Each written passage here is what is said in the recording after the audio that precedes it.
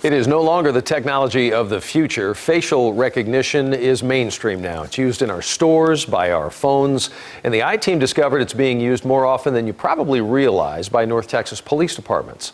I-Team reporter Brian New has been investigating how this technology is being used and joins us with what he found. Brian? Doug, we found that more than a half dozen local police departments here in DFW use facial recognition technology. Some, in fact, have quietly been using it for years. And if you have one of these, a Texas driver's license, experts say you could be at risk of being misidentified as a crook. Caught on security video at Neiman Marcus stealing wallets out of purses. The question was, who is she? Plano detectives scanned this photo into the department's facial recognition system, and bingo, a possible match. Shartadra Landon pleaded guilty to theft. In Arlington, police ran a photo of a suspicious man taken at this motel. The department's facial recognition system came back with a match of a wanted felon. Zavel Miller was arrested for a parole violation and possession of meth. In each case, detectives say, had they not had facial recognition technology as a tool, the perpetrator may have never been caught.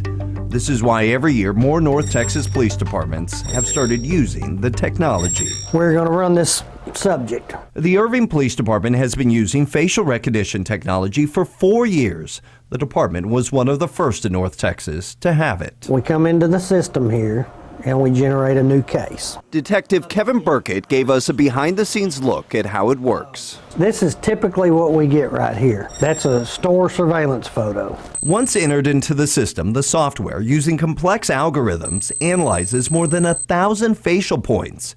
It then compares them to the department's database of mug pictures. This is a list. It's always 200 people. The result is not a single match, but a list of 200 possible matches, each given a score based on how closely they resemble the original picture. I will scroll through all 200 just to see. Obviously, those people are not the person in that surveillance photo.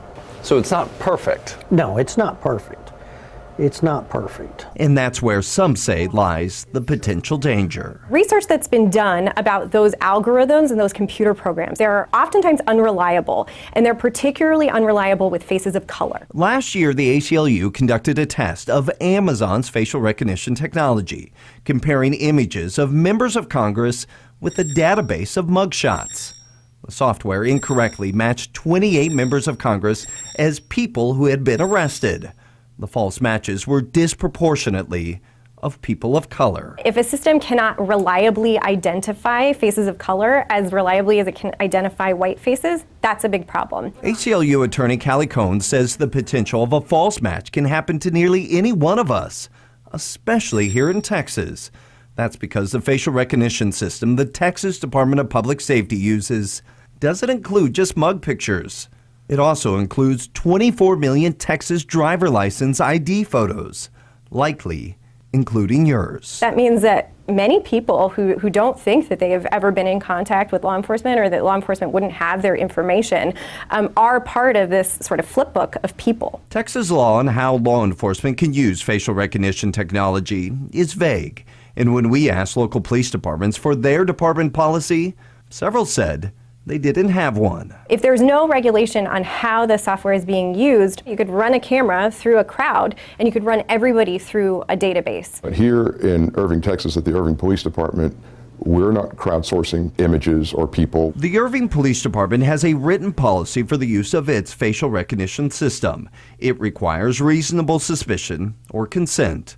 The department says it's aware of the potential pitfalls, but adds it also sees the benefits.